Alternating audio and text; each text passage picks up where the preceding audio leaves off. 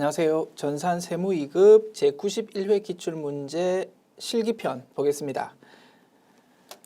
회사 이름은 주식회사 두타전자입니다. 출발합시다.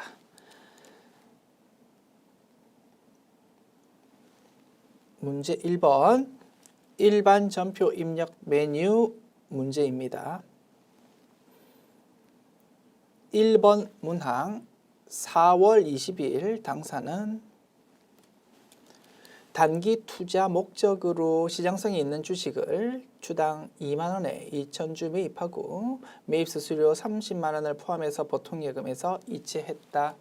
단기 매매 증권의 취득 문제다, 그지? 예외적인 회계 처리다 보니까 매우 자주 출제되고 있더라. 자산 취득 과정에서 재세금, 수수료, 운송비가 생겼을 때는 취득 부대 비용 힘으로 자산으로 회계 처리하는 것이 원칙이다. 딱 하나 예외가 지금 보는 단기 매매 증권 취득일 때다. 단기 매매 취득할 때 수수료가 생길 수 있는데 그 수수료는 자산이 아니고 별도 비용 계정 과목으로 처리하고 코드 번호 영업의 비용 900번대 코드로 처리하자고 했습니다. 그러다 보니까 단기 매매 증권 계정 과목 금액은 순수한 주식 금액 2만원 곱하기 2,000주 그것만 기록될 뿐 수수료는 포함되지 않더라. 됐지요? 자, 입력합시다. 4월 20일 차변에 단기 매매 증권 금액은 2만원 곱하기 2,000주 4천만원 되겠고, 차변에 수수료 비용 900번대 코드로 별도로 기록해 준다. 얼마? 30만원. 그리고 그거 두 개 합해서 돈을 보통예금으로 지급했다. 됐습니다. 입력 완료.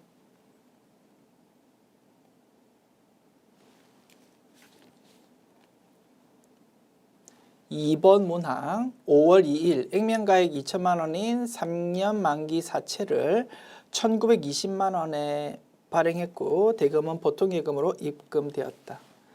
액면금액 2천만 원이라고 적혀 있는 사채를 발행했는데 돈이 얼마만 들어왔습니까? 1,920만 원만 들어왔습니다. 할인 발행이다, 그치? 그래서 차이 나는 부분은 차변에 사채 할인 발행 차금으로 기록할 것입니다.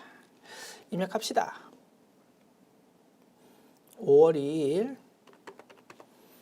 대변에 사채라는, 자 다시 검색해 볼게요.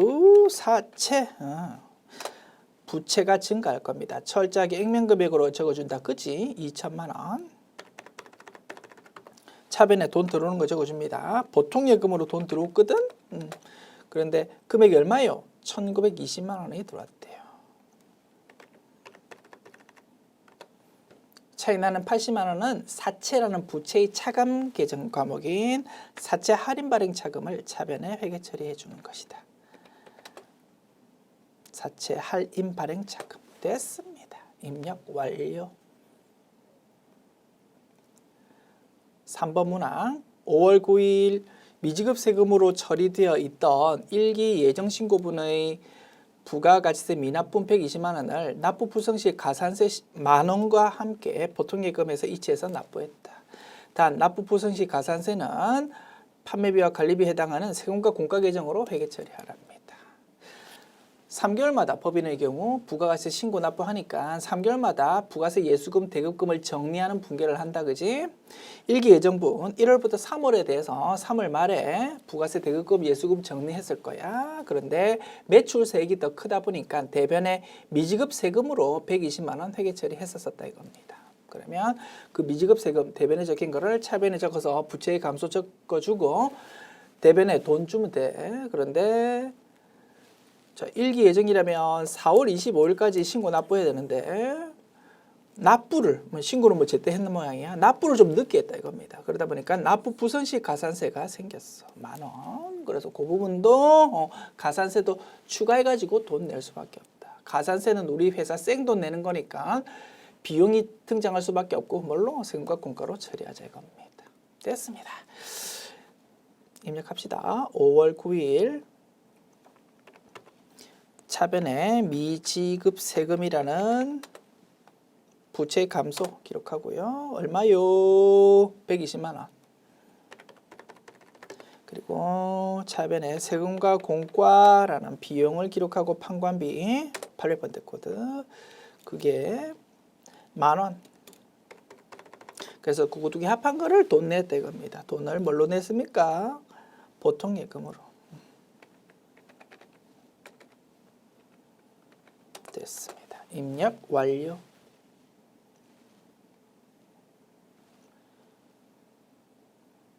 그지? 121만 원. 오케이. 4번 문항 봅시다. 7월 30일 착한 토스트에서 공장 직원들이 먹을 간식을 주문하고 아래와 같은 신용카드 매출 전표를 받았다. 단 거래일 현재 착한 토스트는 간이 과세자다. 토스트 먹고 신용카드로 결제했다 이겁니다. 그래서 신용카드 매출 전표를 받았다. 신용카드 매출 전표에 설사 부가가치세가 적혀 있다 하더라도 매입세 공제 된다 안 된다? 안 된다 이겁니다. 왜? 상대방이 간이 과세자이기 때문에. 따라서 이 거래는 매입 매출 전표 입력 메뉴가 아니고 일반 전표 입력 메뉴에 입력하는 것이다. 됐죠? 우리가 이런 편에서 열심히 공부했던 개념 다시 한번 복습해 보았습니다. 다시 한번 복습할까? 회사 이름으로 부가가치세가 적혀 있는 신용카드 매출 전표 또는 현금 영수증을 받았다고 그 부분 무조건 부가가치 신고서에 반영해서 매입세 공제 받는 거 아니야. 매입세 공제 못 받는 경우가 3개 있었다 겁니다. 첫 번째, 상대방이 간이 과세자. 두 번째, 상대방이 다군 업종. 영수증만 발행할 수 있으니까 실질적으로 보면 간이 과세자고 동일하다. 그지? 세 번째, 그 지출이 매입세 불공제 지출. 접대비 관련 또는 비영업용 소형수용차. 이럴 때는 매입세 공제 못 받으니까 부가가치 신고서에 반영하면 안 된다고 했습니다. 그리고 하나만 더 보완하면 자, 매입세 공제 받을 수 있지만 자, 경우에 따라서 신용카드 매출 전표도 받고 세금계산서도 받는 경우가 있어. 그때는 철저하게 세금계산서 받은 걸 우선적으로 기입한다고 합니다. 됐죠? 이렇게 이론편에서 배웠던 내용 다시 한번 개념 복습해 보았고요. 자, 그래서 이 문제에서 나오는 거래는 일반 전표 입력 메뉴에 입력하는 것이고 자, 차변에는 복리후생비이고 공장 직원이니까 500번대 코드. 대변은 신용카드 거래니까 미지급금이고 거래처를 토스트 가게가 아니고 신용카드 회사인 어디요? 신용카드 회사인 현대카드로 입력해야 될 것입니다. 됐죠? 분석 끝났고 입력합니다. 7월 30일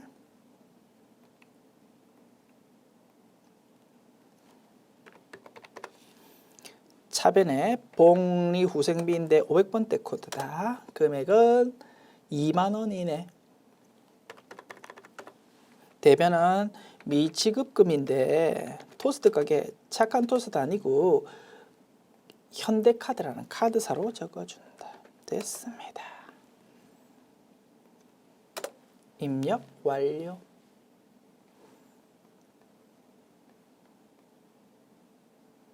5번 문항 봅시다. 8월 21일 외상 매출금 계정에 있는 해외 매출처인 뉴욕 코퍼레이션 LTD에 대한 외화 외상 매출금 4만 달러가 전액 회수되고 원화로 환가되어 보통예금에 입금되었다. 달러로 기록되어 있던 외상 매출금이 없어지면서 외환차 손익이 생길 거다 이겁니다. 그죠?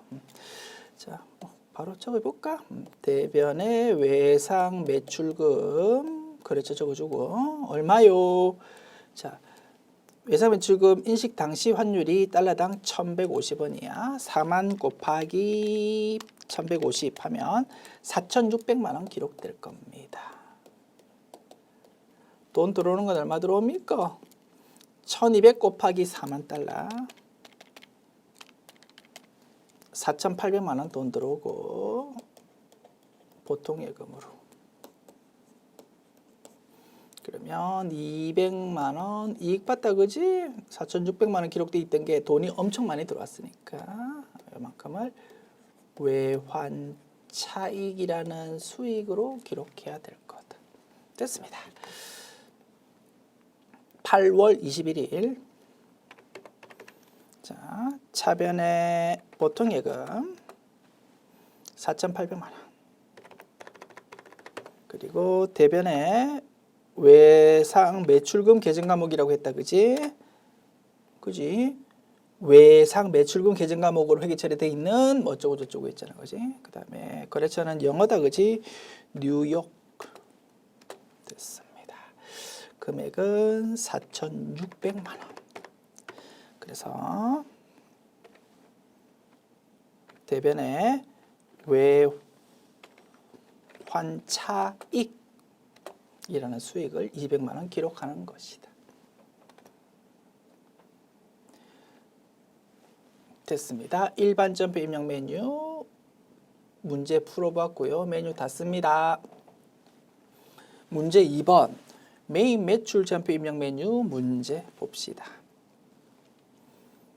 1번 문항 7월 10일 공장을 신축하기 위해서 구입한 토지에 대한 토지 정지비로 백두건설 주식회사로부터 전자세금 계산서를 받았다. 토지 정지 비용으로 1,100만 원 부가가치세 포함을 보통예금으로 이체했다. 상대방으로부터 재화 용역을 공급받고 상대방으로부터 부가가치세 적혀있는 세금 계산서 받았습니다. 거기 적혀있는 부가가치세 매입서 공제 가능하면 51, 불가능하면 54. 그지? 자, 매입서 공제 된다 안 된다? 안 된다 이겁니다. 우리가 열심히 공부했던 부분이다. 그지?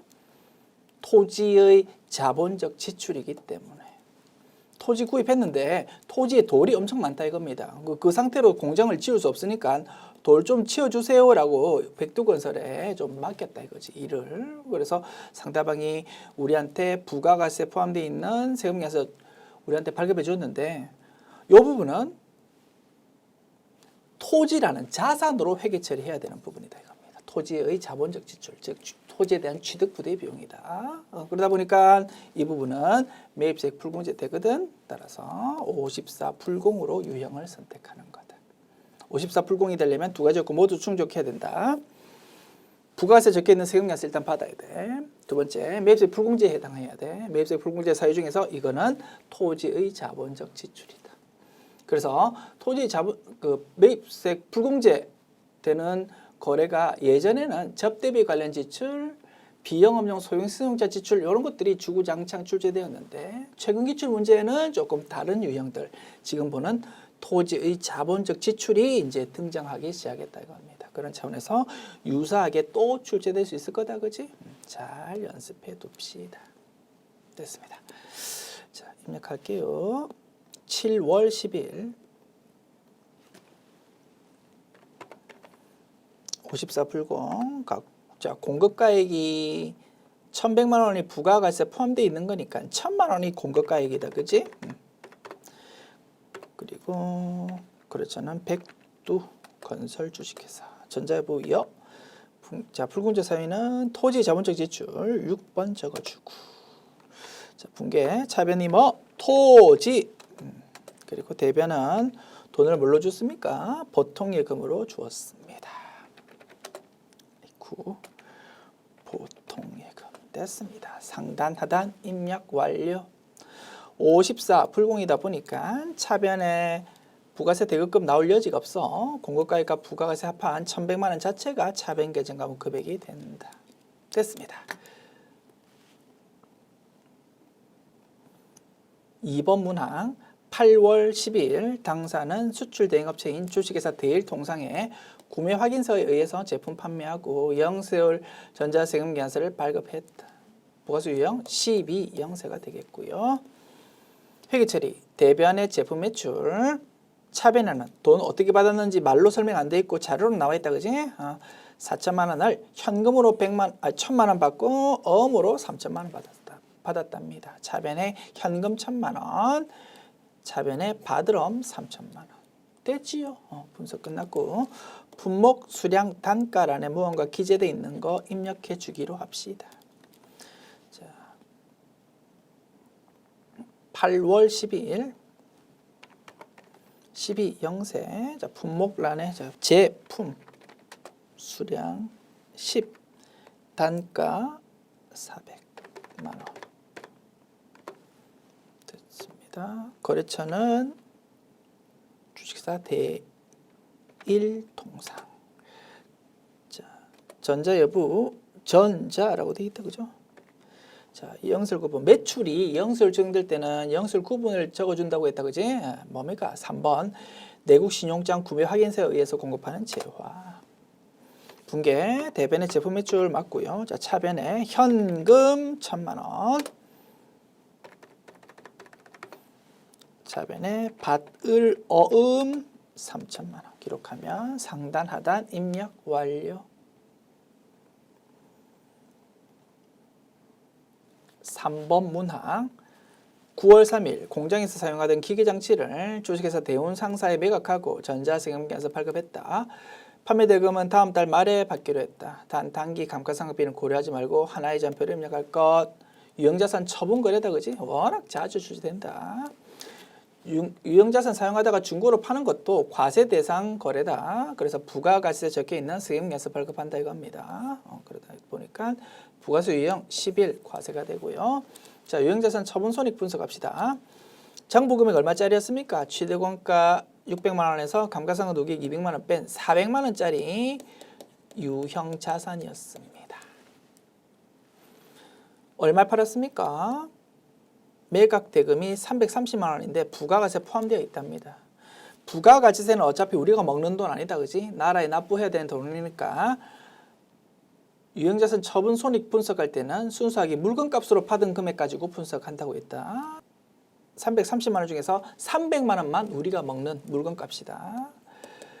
400만 원짜리를 300만 원에 팔았으니까 손해봤다, 그지? 100만 원만큼 유형자산 처분 손실 나와야 맞게 전표 입력한 겁니다. 분석해 보았고요. 입력합니다. 9월 3일 10일 과세구 공급가액 300만 원, 부가가치세 30만 원. 거래처는 주식회사 대운상사, 전자여부 여 분계. 자, 1단계 대변에 유형자산 취득원가를 적어줘서 자산 감소 기록한다. 계정 과목 기계장치. 취득원가가, 자, 자료 보면서 입력할게요. 취득원가 600만 원. 2단계 그에 대한 감가상각 누계액을 적어준다. 자, 기계장치에 대한 감가상각 누계액 207번 코드다, 그지? 금액은 200만 원. 차변 3단계 차변에 받은 돈 적어줍니다. 자, 돈을 나중에 받기로 했으니까 미수금으로 회계 처리하면 되겠다, 그지? 얼마요? 물건값 300만 원과 부가가치세 30만 원, 330만 원. 다만 330만 원 중에서 30만 원은 이미 나라에 납부해야 되는 세금이니까 부가세 예수금이라는 부채로 기록되어 있다. 자, 마지막 단계가요. 대차 차익 보면서 유형자산 처분 손익을 채워넣는 것이다. 대차 차익이 마이너스라는 말은 현재 대변이 더 크다라는 의미다, 그지? 대변의 금액 크니까 차변에다가 금액 채워 넣어야 차변합계 대변합계 일치할 겁니다. 차변에 금액 채운다는 거는 수익이 아니고 비용의 발생이니까 유형자산 처분 이익이 아니고 유형자산 처분 손실이다. 유형자산 처분 손실 계정 과목이면서 금액은 100만 원이다.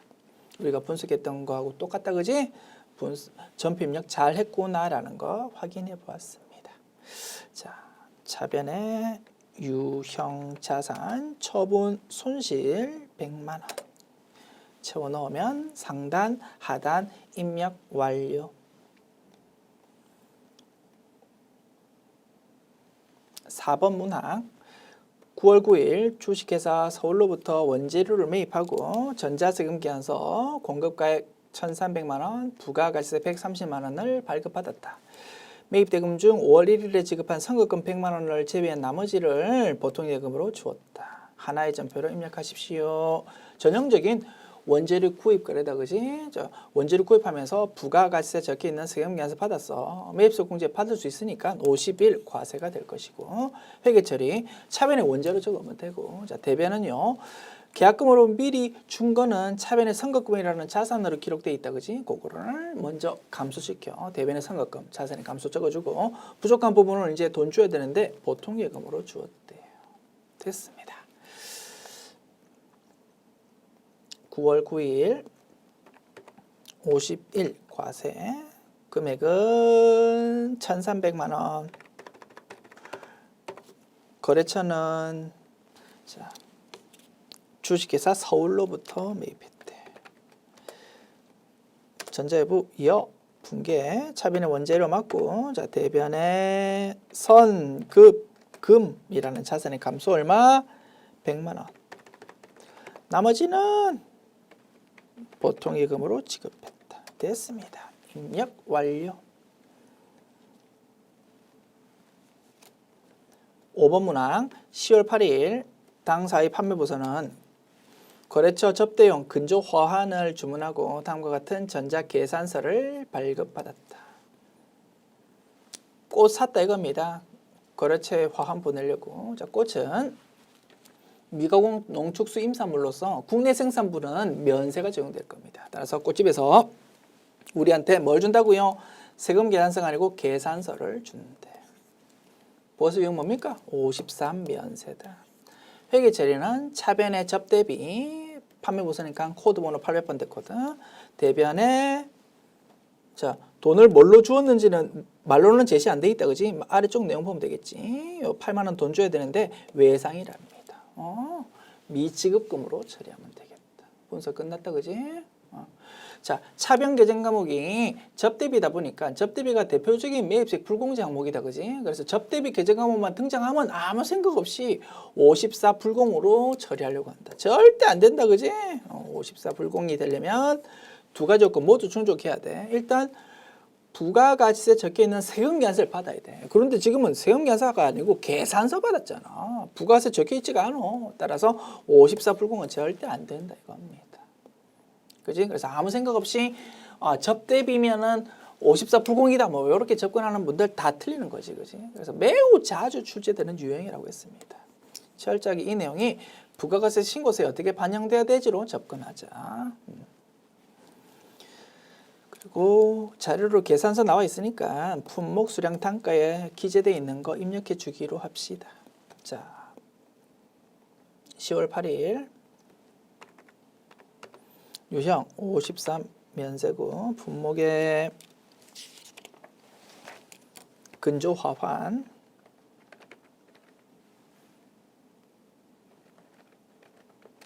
수량 1 단가 8만 원. 자, 거래처는요 제이슨 꽃화원. 전자회부 계산서도 종이가 있고 전자가 있는데 뭐라고 되어 있습니까? 전자라고 되어 있잖아, 그지? 1, 여라고 정확하게 적어줘야 됩니다. 자, 차변에 접대비 800번대 코드. 대변에 미지급금 됐습니다. 상단 하단 입력 완료. 자, 열려있는 메뉴 전부 닫고, 자, 문제 3번 부가가치세 신고 문제 봅시다. 1번 문항. 이 문제 하나요. 주식회사 투타전자는 과일인 사과와 복숭아를 가공하여 통조림을 제조하는 중소기업으로 가정한다. 됐죠? 그러면 다음 자료를 이용해서 일기 확정 의제매입세 공제 신고서를 작성하래요. 됐습니다. 자, 그러면 의제매입세 공제율은 얼마가 됩니까? 자, 제조업과 음식점업 두 개 비교해서 정리했습니다. 음식점업은 공제율이 좀 높아. 106분의 6. 제조업은 공제율은 낮지만 농어민 직접 구입분도 적용 가능하다라는 장점이 있었다. 그지? 자, 제조업이니까 공제율 104분의 4가 될 겁니다. 자, 율 적용해서 의제매입세 공제 신고서 작성하랍니다. 전표 입력은 생략하고 원단위 미만은 철사하고 불러오는 자료 무시하고 직접 입력하십시오. 됐죠? 매입 자료 나와 있네요. 한 솔 첨가해서 사과 구입했고요. 계산서 받아서 오케이 적용 가능하고 두 솔 첨가해서 복숭아 샀고 신용카드로 결제했다. 오케이 적용 가능하다. 일기 예정시 과세표준은 1,500만 원이고 확정시 과세표준 2,000만 원이다. 한도 계산할 때 매출에 대한 과세표준 필요하더라, 그지? 자, 기계 공급가액 500만 원은 제외한 것임이라고 되어 있는데요. 자, 문제 수정합니다.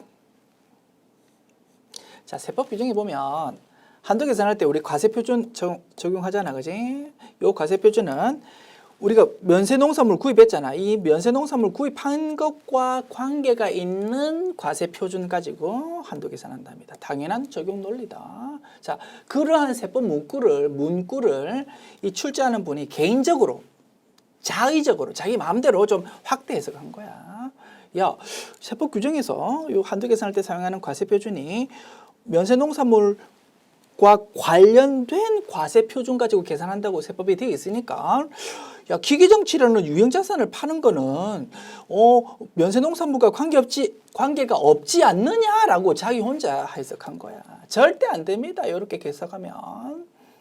자, 세법 내십시오라고 국세청에서 세법을 부과하는 제1원칙은 실질과세의 원칙입니다. 실질에 따라서 세금을 매긴다 이겁니다. 당연한 소리지.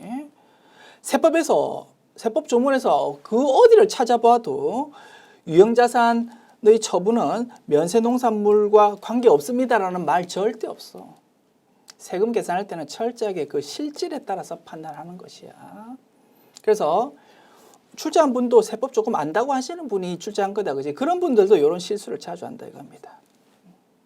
여러분 취업하실 거다, 그지? 회사에 취직한다. 뭐 일반 기업에 취업할 수도 있고 회계법인, 세무법인에 취업할 수도 있어. 마찬가지야. 절대로 해서는 안 되는 것이 세법 규정을 자기 마음대로, 자기 생각 가지고 확대 해석하면 절대 안 된다는 거 잔소리 해드립니다. 세법은 세금을 내야 되는 거야. 철저하게 세법에서 무엇은 세금 내야 됩니다라고 규정이 있지 않는 한 내 마음대로 확대 해석하면 안 돼. 근거가 되는 세법의 해석을 찾아보고 좀 애매하다 그러면 항상 경험이 많은 상급자한테 조언을 구해가지고 어떻게 해야 되는 건지를 딱 판단해야 되는 겁니다. 세금이 달린 문제이기 때문에. 됐죠. 그래서 실질적으로 판단해서 과세하는 것이고 절대로 내 마음대로 이렇게 확대 해석하면 안 돼. 그리고 조금 더 실무적인 차원에서 부연 설명해보면 의제매입세 공제에 대해서 예전에는 한도가 없었어. 그런데 지금 한도가 생겨가지고 납세자들이 안 그래도 별로 크지 않다라고 생각되는 좀 더 받아야 된다고 생각하는 의제매입세에 대해서 지금 한도가 예전에는 없었는데 생겨가지고 아주 날카로운 상태야. 민감한 상태에서 그 와중에 과세표준 한도 계산할 때 내 마음대로 뭔가를 빼가지고 한도가 더 작아지게 만든다고? 이거 굉장히 민감하고 위험한 일이다. 됐죠? 조금 잔소리를 해보았고요. 그래서 이런 거는 절대 여러분 실무할 때도 있어서는 안 되고 시험 문제에서도 당연히 이런 내용은 출제되면 안 됩니다. 그래서 이 부분은 삭제하기로 합시다. 뭐 교재수로 갈 때 이 부분은 삭제할게요. 자, 그래서 이러한 과세 표준 가지고 한도 계산하는 거다. 자, 예정신고 시 의제매입세 공제를 18만 원 받았답니다. 의제매입세 공제를 18만 원 받았다면 구입 금액은 얼마이겠습니까? 자, 계산해 봅시다. X 곱하기 104분의 4가 18만 원이었대. 그러면 예정신고 때 구입한 면세농산물 금액은 얼마다고요? 18만 원 곱하기 104 나누기 4 468만 원 계산됩니다. 그래서 의제매입세 공제의 한도에서 핵심은 뭐라고요? 과세기간이 6개월이기 때문에 철저하게 6개월 가지고 한도 계산하는 것이 핵심이다. 그지? 그래서 서식 작성할 때 비단기 매입액 란을 자, 확정 신고 기간 때 구입했던 1,000만 원, 500만 원 합한 1,500만 원만 적으면 절대 안 된다 이겁니다. 1,500만 원에다가 예정 신고 기간 때 구입했던 468만 원 합해 가지고 얼마로요? 1,900 그지? 68만 원 이렇게 적어야 된다. 그것이 핵심이 될 겁니다. 모범 답안 보니까 1,500만 원만 적은 것도 정답이고 1,968만 원만 적은 것도 정답입니다. 왜? 자료가 미진해서 뭐 그렇게 발표했는데요. 억지입니다. 문제가 잘못된 거지, 그지? 그래서 문제 자료를 좀 제대로 보완하여서 채점도 요거를 적어야 되는 걸로 채점해야 되겠지. 그래서 자, 이 문제 좀 낙서 좀 지울 거요. 자, 좀 낙서 지우고 자, 우리 교재 수록할 때는 좀 이제 제대로 정리해서 수록하겠습니다. 학습할 때 연습 이렇게 하십시오. 자, 요 안에 있는 이상한 내용 요거 삭제해 버리고요. 그다음에 요 부분도 뭐 요 상태로도 문제 우리 충분히 풀 수 있지만 이왕이면 좀 정확하게 자료 주자 이겁니다. 자, 면세 매입 금액 468만 원에 대하여 자, 여기에 끼워 넣습니다. 면세 매입 금액 468만 원에 대하여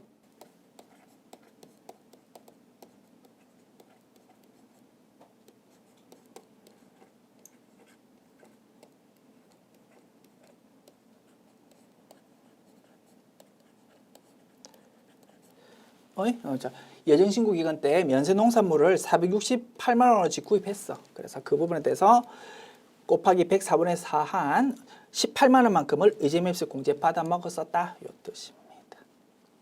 됐지요? 자, 이렇게 보완했고 그러면 이제 뭐 서식 작성하면 자, 서식 작성하면 자동으로 결과값 나오겠지만 학습 차원에서 그러면 한도 계산해 가지고 결과값 어떻게 나오는지 한번 계산해 볼까요? 학습 차원에서 1,500만 원만큼을 확정 신고 기간 때 구입했다. 그지? 그거 곱하기 104분의 4 하면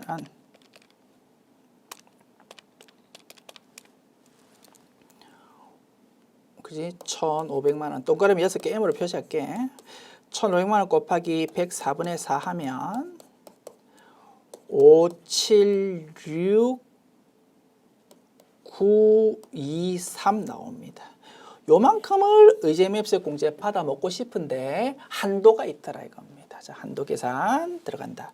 철저하게 한도는 과세 기간인 6개월 가지고 계산한다고 했어. 출발점은 매출에 대한 과세 표준 1,500만 원 플러스 2,000만 원 곱하기 법인의 경우 40% 곱한 다음에 104분의 4를 곱한 게 6개월치 한도다. 그지? 자.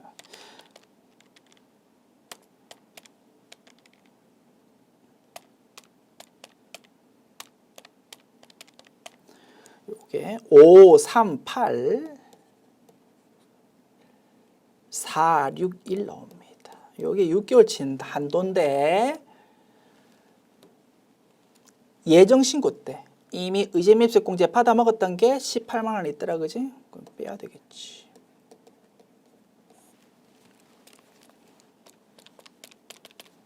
그러다 보니까 358 461 이라는 금액이 확정 신고 때 받아 먹을 수 있는 의제매입세 공제 한도가 되더라 이겁니다.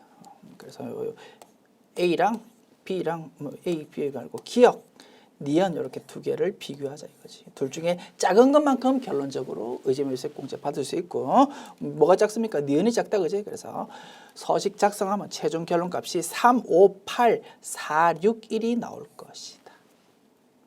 됐지요? 358461. 자, 열심히 분석해 봤고요. 금액 까먹기 전에 적을까?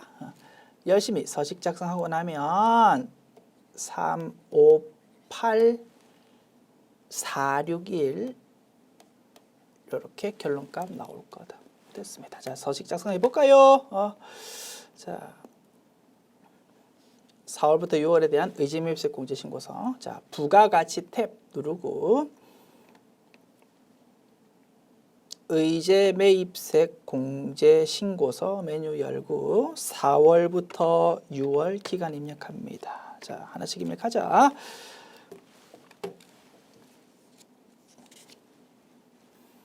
한솔 청과 언제 취득했습니까? 2020 5월 자 0531 자, 뭐 받았습니까? 계산서 받았습니다. 물품명은 사과, 수량은 1000, 매입가액은 1000만 원. 104분의 4. 그 다음에 두솔청과 2020-06-10 이번에는 신용카드 매출연표 받았네. 복숭아 수량은 500, 매입가액 500만 원. 아이고 500만 원 됐습니다. 104분의 4 됐죠? 이렇게 하면 두 개 합한 금액 576922만큼 의제 매수 공제 받아 먹고 싶습니다라는 내용이 딱 자동 표시되고요. 자, 이제 한도 계산을 아래쪽에 적어준다, 그지? 자, 예정 신고 기간의 과세 표준 1,500만 원, 확정 신고 기간의 과세 표준 2,000만 원, 40% 뭐 자동 표시되고, 자, 단기 매입액 여기 이제 핵심이다 이겁니다. 그죠? 1,500만 원 절대 가만 놔두면 안 돼. 1,500만 원이랑 예정 신고 때 구입한 거랑 합해가지고 적어준다. 자, 그지? 1,500만 원에다가 4680000 합한 거 1,968만 원으로 수정해야 됩니다.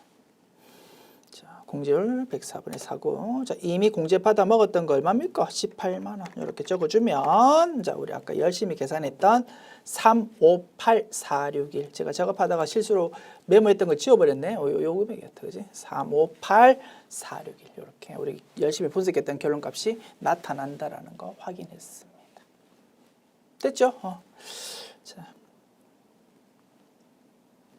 서식 작성 해보았고 메뉴 닫습니다. 2번 문항. 다음 자료를 이용해서 주식회사 두타전자의 올해 2기 확정 신고 기간 10월부터 12월에 대한 부가세 신고서를 작성하십시오. 다음 부가가치세 신고서 이외의 부속 서류 및 과세표준 명세 입력을 생략하고 신고서 작성을 위한 전부 입력도 생략하라. 세부담 최소화되도록 작성하십시오. 됐습니다. 자,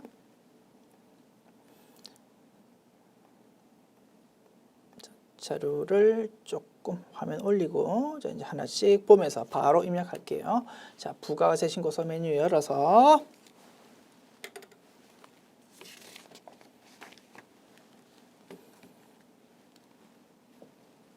자, 10월부터 12월 자, 매출했고요. 매출 자료. 자, 제품 매출했고 세금 견습 발급했답니다. 1번 라인이다. 그지? 2억 원 2천만 원. 신용카드 매출 신용카드로 결제한 제품 매출. 세금 계산서는 발급 안 하고 신용카드 매출연표만 발급했다. 3번 라인이다. 그지? 6천만 원, 600만 원. 됐습니다. 그리고 내국 신용장에 의한 지화 공급 영세율 전자세금계산서 발급했다. 요거는 영세면서 세금계산서 발급 5번 라인에 적을 거다. 그지? 금액은 5천만 원 0원. 재화의 직수출액 1억 2천만 원. 영세율 적용 대상이고 세금계산서는 발급하지 않았다. 됐지? 영세 기타에다가 1억 2천만 원 적어줍니다.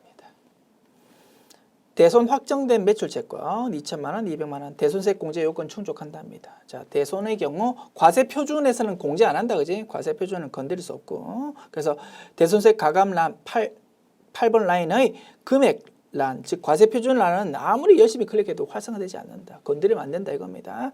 세금 쪽만 반영하면 된다. 대손세 공제를 적용받으면 세금을 작게 낼 수 있다. 그지? 200만 원을 적어주는데 마이너스로 적어주자. 됐죠? 매출 쪽 입력했고, 자, 채점 대상은 아닙니다만 이왕이면 정확하게 적어주자고 했습니다. 3번 라인에 적혀있는 금액에 대해서 곱하기 1.1 한 거를 19번 라인에 적어주기로 했어. 됐습니다. 자, 매입 쪽 원재료 매입했습니다. 세금계산서 받았대. 자, 요거는 10번 라인에 적으면 되겠다. 150 000 000 150 000 000 법인카드로 구입한 원재료 매입 세금계산서는 받지 않았고 신용카드 매출표만 받았는데 매입소 공제 받을 수 있다. 오케이. 요거는 그 밖의 공제 매입세액 14번 라인에 반영돼야 되고 상세 내용을 오른쪽에 적는다. 그지? 신용카드 매출 수령금액 합계표의 일반 매입 쪽에다가 적을 거다. 41번 라인에 금액 800만 원과 80만 원.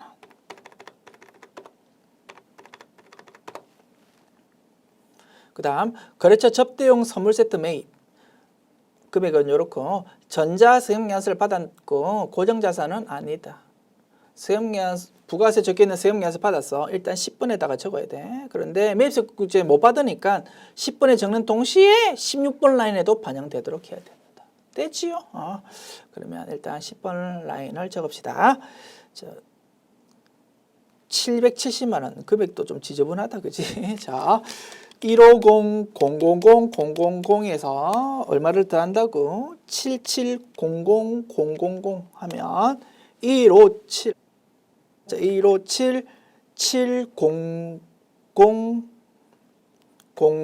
이렇게 되고 그러면 그거에 10% 하면은 15770 000 이렇게 될 겁니다. 그리고 그게 16번 라인에도 반영돼야 되고 상세 내용을 오른쪽에 적잖아. 그지? 50번 라인에 적는 거다. 금액이 7700 000 770 000 됐습니다. 그러면 그 내용이 딱 16번 라인으로 반영된다.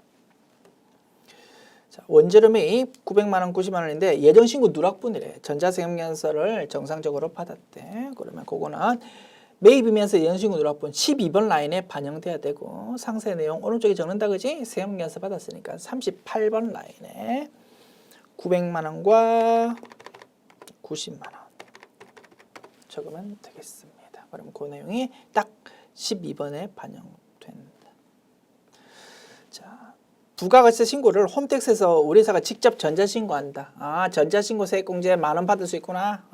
그러면 경감공제세액에 있는 그지?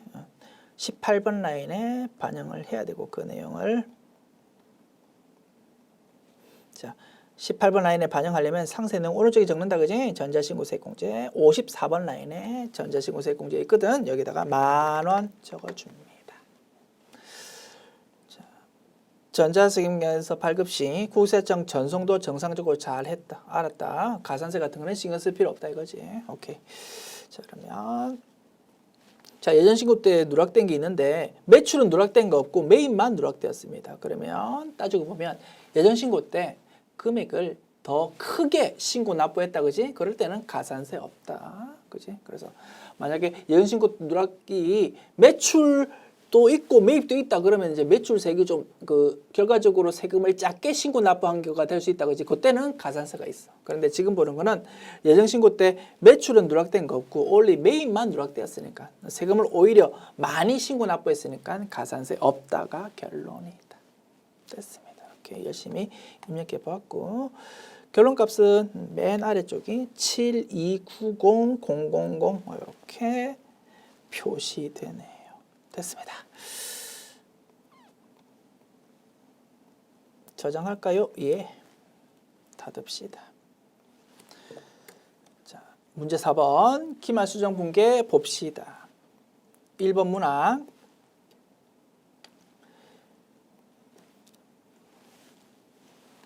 올해 2기 부가가치세 확정신고와 관련해서 부가가치세 대급금 1,200만 원 및 부가가치세 예수금 2천만 원 그리고 전자신고 세액공제액 만 원이 발생했다.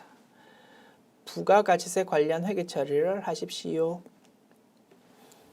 납부세액의 경우 미지급세금, 환급세액의 경우 미수금, 전자세액공제액은 잡이익으로 처리하십시오. 자, 법인의 경우 3개월마다 부가세, 대급금, 예수금 정리한다. 그지? 그 분계입니다. 자, 2기 확정. 10월부터 12월 3달 치니까 날짜는 12월 31일이다. 그지? 그래서 기말수정 분계 문제로 나왔구나. 자, 차변에 있는 부가세 대급금을 대변에 적어서 없애고 대변에 있는 부가세 예수금을 차변으로 적어서 없앱니다. 그래서 뭐가 많은지 비교하죠. 부가세 예수금은 매출세액을 말한다 그지? 매출세액이 매입세액보다 더 크니까 800만 원만큼 이제 납부해야 될 겁니다. 그 부분을 대변에 미지급 세금이라는 부채로 기록하고 싶은데 그 와중에 전자신고 세액공제 10,000원 받아먹는데 그 부분만큼은 그러면 세금을 작게 만든다 그지? 그래서 미지급 세금으로 기록할 금액은 800만 원에서 10,000원 차감된 금액이 될 거다. 그리고 10,000원 세금 깎아주는 부분은 기분 좋다 그지? 자비익이라는 수익으로 기록하자. 분석 끝났고요. 입력합니다. 자, 수동 계산이다 그지? 일반 전표명 메뉴 열어서 12월 31일로 입력한다. 자, 그 대변부터 기록할까? 자, 부가세 대급금을 대변에 적어서 없앱니다. 1,200만 원. 차변에 부가세 예수금을 없앤다. 2,000만 원. 그리고 말은 세금 깎아주는 게 있더라 그지? 그거를 대변에 잡이익이라고 수익으로 기록한다. 그러다 보니까 800만 원에서 10,000원 빠진 799만 원만 세금 내면 되고 요거를 대변에 미지급 세금이라는 부채로 기록한다. 됐습니다. 입력 완료. 2번 문항. 당사는 부동산 임대 사업을 하고 있다. 11월 1일 임차인으로부터 6개월치 임대료 120만 원, 올해 11월 1일부터 내년 4월 말까지를 미리 받고 수령일에 전액 임대료 수입, 매출에 해당하는 임대료 수입이라는 계정 과목으로 회계 처리했답니다. 단 월할 계산으로 하며 회계 처리 시 음수로 입력하지 말 것. 6개월치 임대료 받아가지고 전부 다 수익으로 기록했는데 알고 봤더니 내년분이 섞여 있더라 이겁니다. 이 부분은 올해 수익으로 기록하면 안 된다 그지? 그래서 선수 수익이라는 부채로 기록해야 될 거다. 선수 수익을 그래서 이론적으로 볼 때는 수익의 이연이라고 부르더라. 됐죠? 뭐 논리는 별거 아니고 조금 특이한 게 있다면 일반적으로 우리 건물에 한 개 있어가지고 세를 받는다. 영업 외 수익에 해당하는 임대료 계정 과목 적을 겁니다. 900번대 코드. 그런데 이 회사는 건물 월세 받는 게 부수적인 영업 활동이 아니고 주된 영업 활동인가 봐. 그래서 임대료에 대해서 임대료 수입이라는 매출에 해당하는 계정 과목. 요거는 400번대 코드야. 그걸로 회계 처리해서 썼다 이겁니다. 됐죠? 뭐 계정 과목 코드 달라진다고 논리가 바뀌는 거 전혀 없어. 그래서 대변에 현재 수익이 너무 크니까 차변에 수익의 감수를 적어주는 거야. 임대료 수입이라는 계정 과목. 얼마요? 6개월치 부분. 아니 6개월치 중에서 내년에 해당하는 부분. 내년 1월부터 4월에 해당하는 부분. 4개월치네. 그리고 그 부분을 선수 수익이라는 부채로 기록하면 될 겁니다. 됐죠? 금액은 얼마입니까? 자, 6개월치가 120만 원이라고? 120만 원 나누기 6 하면 한 달에 20만 원입니다. 20만 원이 한 달치인데 내년분이 몇 달? 1, 2, 3, 4, 4달이라고. 4달 곱하기 20만 원 하면은 80만 원 계산됩니다. 됐지요? 이렇게 분석했다. 입력합시다. 자, 차변에 임대료 보십시오.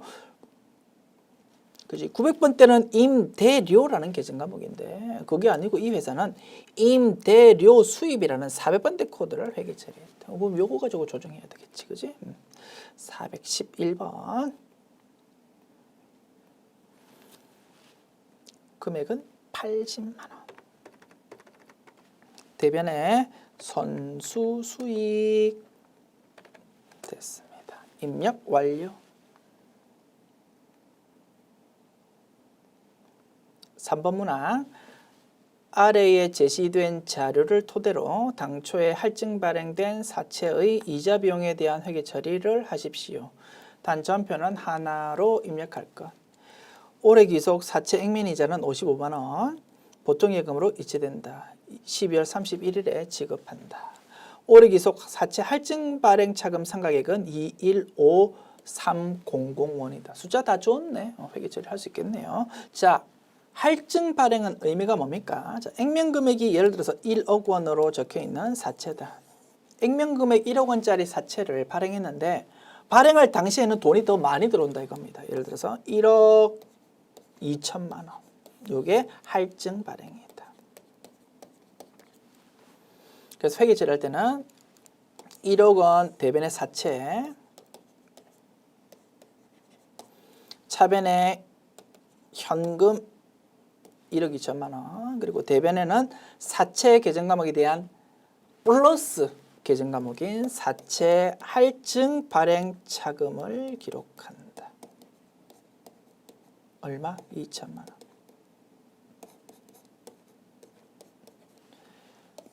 그지? 자, 처음 발행일 때는 1억 원보다 더 큰 금액이 들어왔는데 어머니 만기가 되면은 뭐 예를 들어 3년이 만기다. 3년 후에는 돈을 얼마만 주면 됩니까? 1억 2천 줄 필요 없어. 액면 금액인 1억 원만 주면 된다 이겁니다. 그지? 자, 그러다 보니까 회계 처리할 때는 이자 명목으로 돈을 55만 원 주지만 55만 원만큼을 이자 비용으로 처리하는 게 아니고 이자 비용을 인식하는 거는 비용 인식하는 거는 돈 주는 것보다 더 작게 이자를 인식한다 이겁니다. 그 이유는 뭐라고? 야, 처음에 돈을 이렇게 크게 받았지만 나중에 만기가 되면 돌려주는 돈이 좀 작아지니까 그 부분만큼 좀 우리가 이익을 받잖아, 그지? 그런 이익 효과를 이자 비용을 인식할 때 조금씩 반영시킨다 이겁니다. 그러다 보니까 이자 비용을 인식하는 금액은 실제 돈 주는 것보다 좀 작아진다. 굳이 회계 처리로 분석하자면 이렇다 이겁니다. 자, 대변의 보통 예금 돈 나간다 그지? 55만 원. 근데 이자 비용 차변에 기록하는 거는 55만 원보다 작게 기록하면 된다 이겁니다. 왜? 대변에 처음에 기록했던 사채 할증 발행 차금이 조금씩 작아지니까. 그지? 그 금액이 얼마라고요? 문제 제시 좋네. 215300. 이 부분이 사채 할증 발행 차금. 그래서 55만 원에서 요거 뺀 것만큼을 이자 비용으로, 그래서 작은 금액을 이자 비용으로 인식한다고 했습니다. 됐습니다. 자, 그러면 낙서 조금만 지우고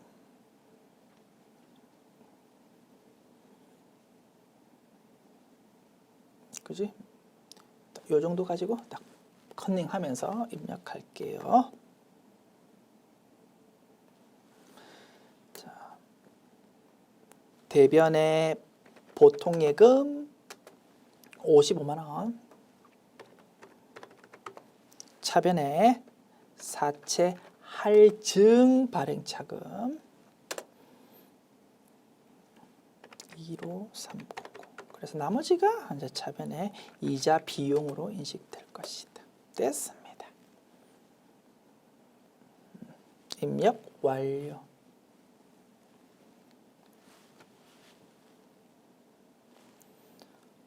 (4번) 문항. 당해 연도 퇴직급여 추계액은 생산직은 1억 원, 관리직은 6천만 원이다. 이미 설정된 퇴직급여 충당 부채액으로는 생산직은 5천만 원, 관리직은 2,500만 원이다. 부족한 부분만큼 퇴직급여 충당 부채 추가 설정하자 이거다, 그지? 당사는 퇴직급여 추계액의 100%를 퇴직급여 충당 부채로 계산한다. 됐습니다. 자, 수동계산으로 입력해도 됩니다만 자동계산으로 조금 편하게 작업합시다. 자, 그러면 뭐 어려운 거 아니니까 우리 일단 문제 그 금액 계산부터 한번 해볼까? 자, 생산직의 경우 1억 원이 목표치인데 현재 금액이 5천만 원이니까 생산직은 5천만 원만큼 추가 설정해야 될 거고, 관리직은 목표치가 6천만 원인데 현재 금액이 2,500만 원이니까 3,500만 원만큼 추가 설정해야 될 겁니다. 됐죠? 자, 결산 자료 입력 메뉴 열어보자. 1월부터 12월. 자, 상단에 있는 퇴직 충당이라는 보조창 활용하면 조금 더 편하게 작업하겠다, 그지? 자, 현재 잔액이 이렇게 나와 있잖아. 5천만 원, 2천만 원, 500만 원. 걸 목표치만 적어주면 된다고. 생산직은 목표치가 얼마다고? 1억 원. 관리직은 목표치가 얼마다고? 6천만 원. 적어주면 열심히 계산해 보았던 5천만 원과 3,500만 원이라는 금액이 자동으로 계산 표시되고, 자, 결산 반영 버튼 클릭하면 딱 필요한 위치에 자동으로 꼽히는 거 확인할 수 있습니다. 매출 원가에 있는 노무비에 있는 퇴직급여 전입액 쪽에 5천만 원, 판관비 쪽에 있는 퇴직급여 전입액에 3,500만 원 딱 입력되는 거 확인할 수 있고, 이제 전표 추가만 클릭하면 될 것이다. 됐습니다.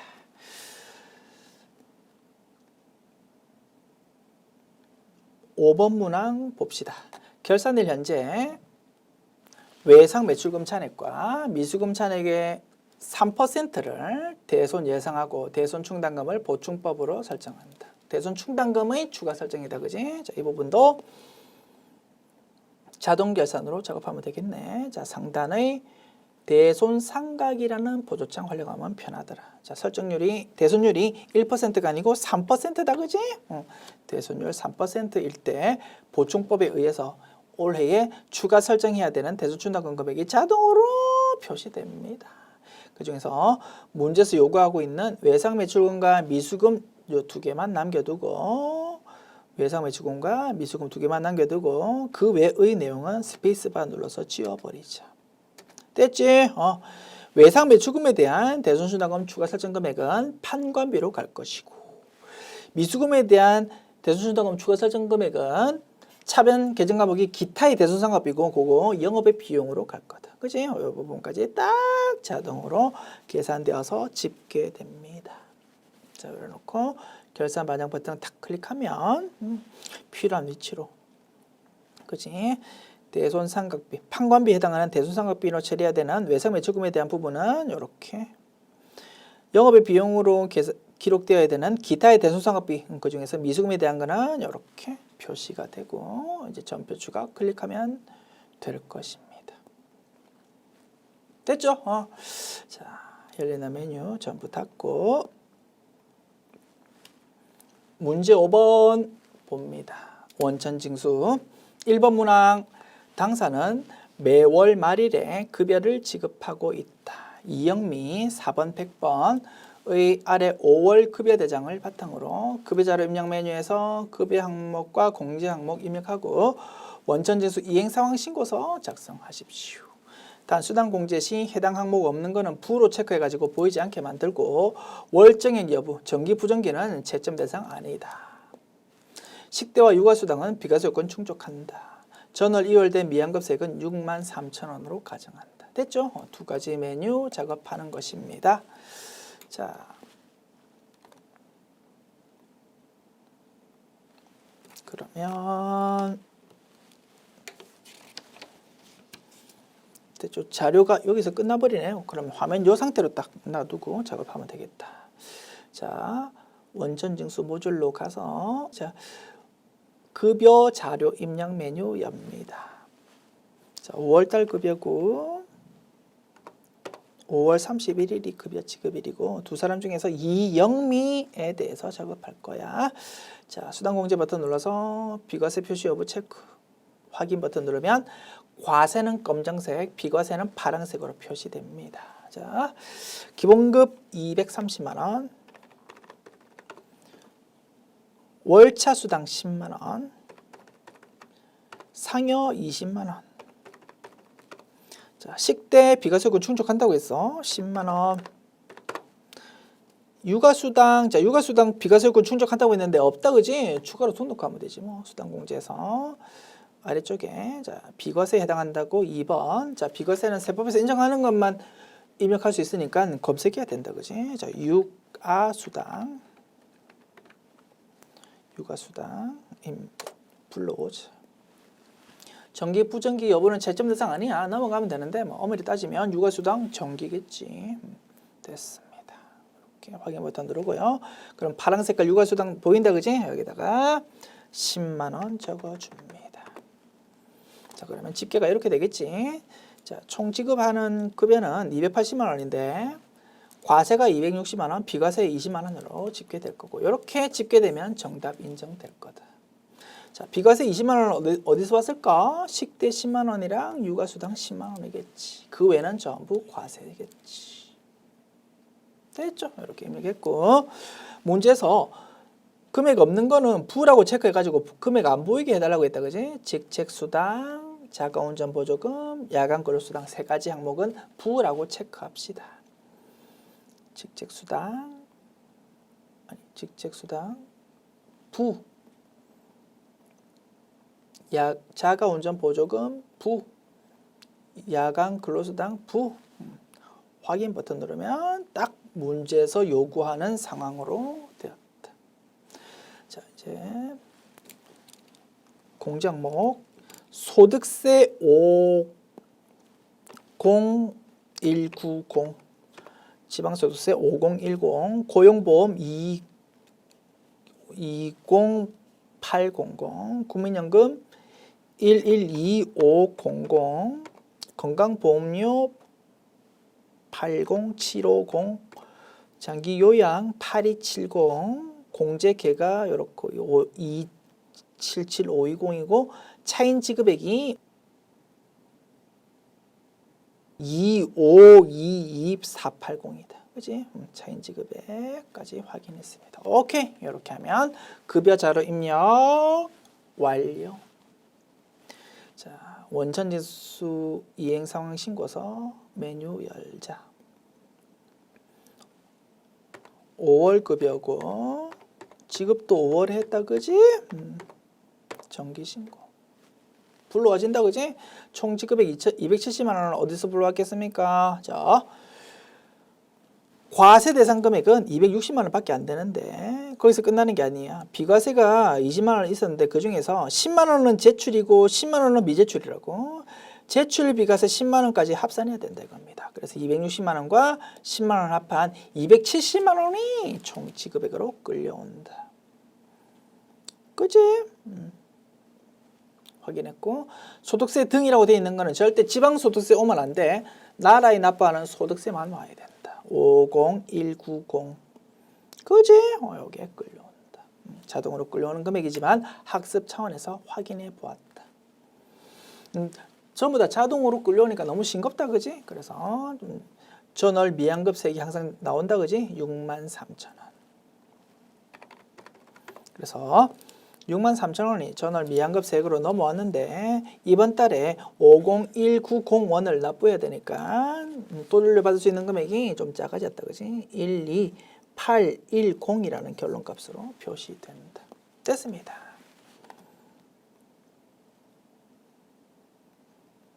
메뉴 저장하고 닫자.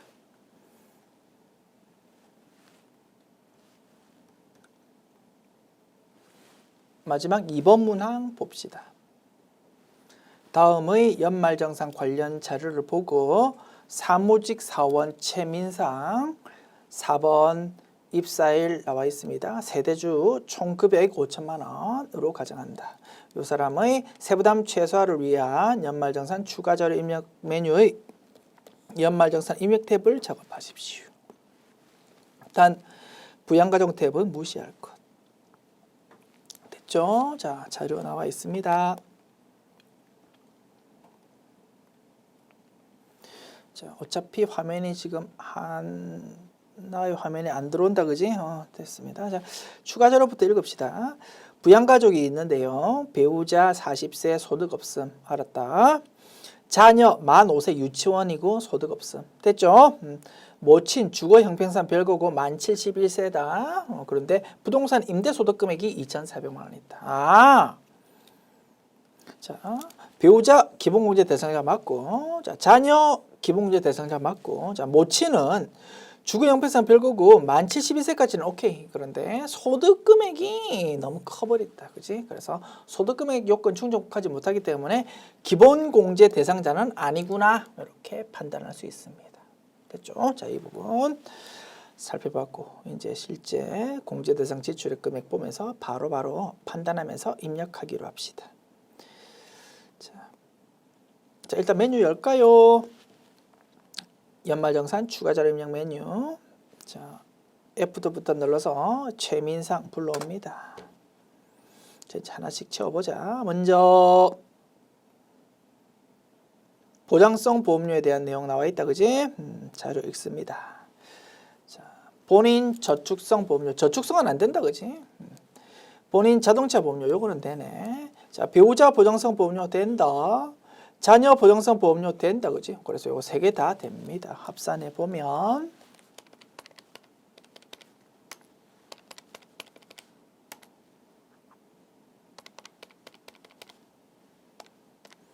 1510000 나오네. 물론 한도가 100만 원이기 때문에 100만 원으로 입력해도 정답, 1510000 입력해도 정답 될 겁니다. 자, 1510000 됐습니다. 그 다음에 이제 화면 좀 올리면 되겠다, 그지? 오케이.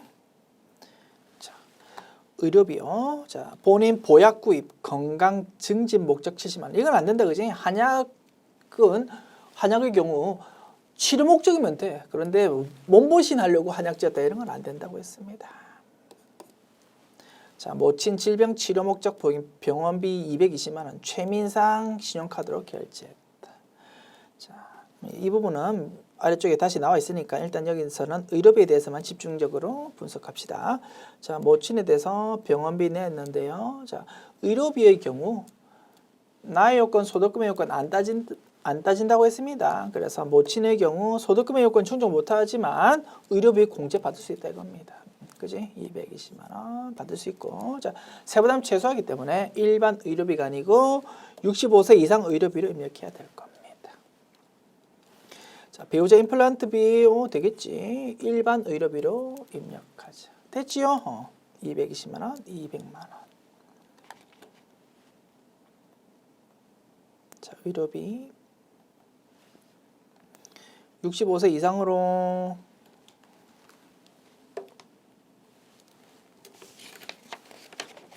65세 이상으로 220만 원. 일반으로 200만 원. 됐습니다. 그 다음에 교육비요. 본인 대학원비 600만 원. 본인의 경우 대학원도 된다, 그지? 모친 노인 대학 등록금, 직계 존속에 대한 교육비는 안 된다, 그지? 자녀 유치원비 된다, 그지? 입력합시다.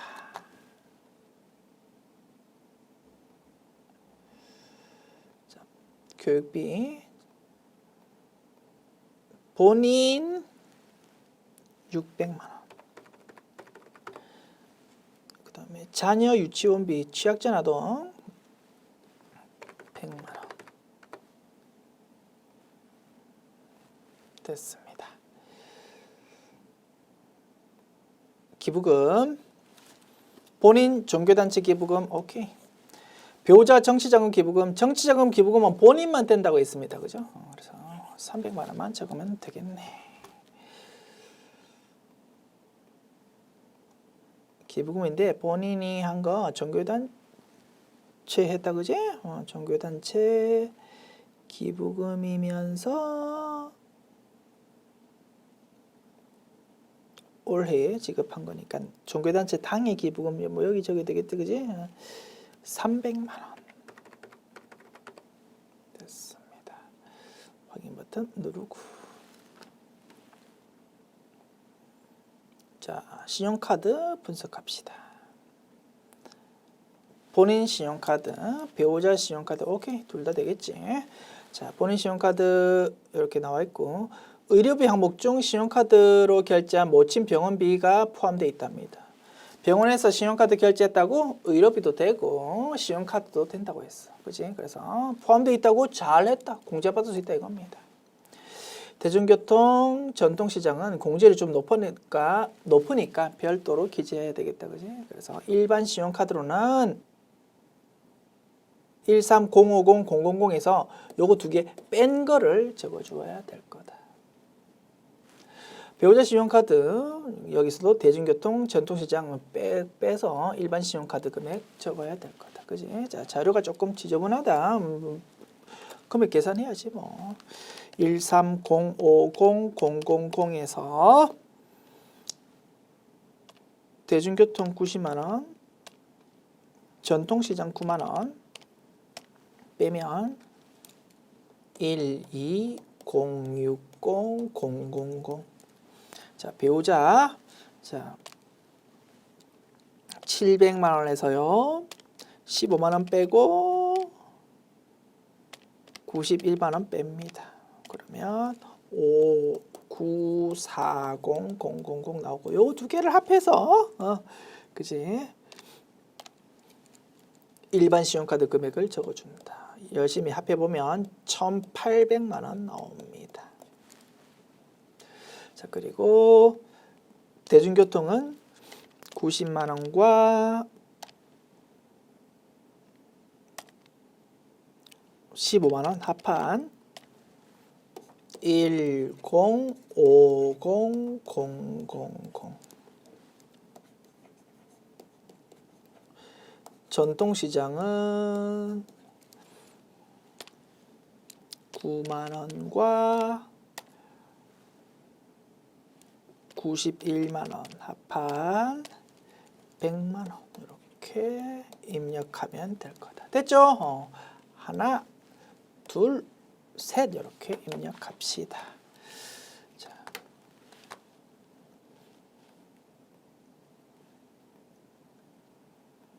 자, 신용카드에서 일반 신용카드에는 1,800만원,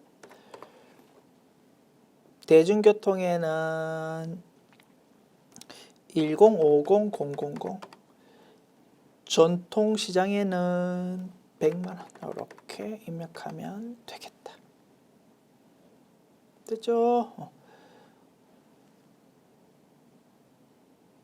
확인 버튼 누릅시다. 됐습니다. 지금까지 됐죠? 지금까지 제91회 기출문제 풀어보았습니다. 수고하셨습니다.